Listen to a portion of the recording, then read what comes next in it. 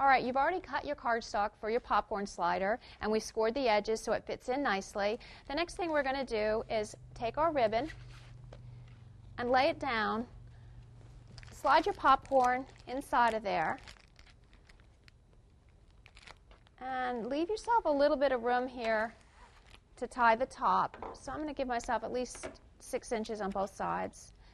And then what I'm going to do next is I'm going to go ahead and put a piece of double-sided red sticky tape right on the edge there.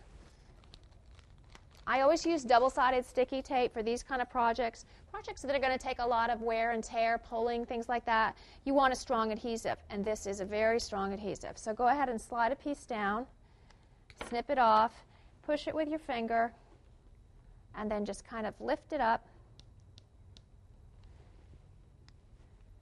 Very gently lift it up. There it goes. And all you're going to do now is just seal it over the top of that. Now the next step we're going to do is we're going to go ahead and make a hole in the front where the ribbon is going to go through. We actually need a punch hole in the front and the back, and we'll be doing that next.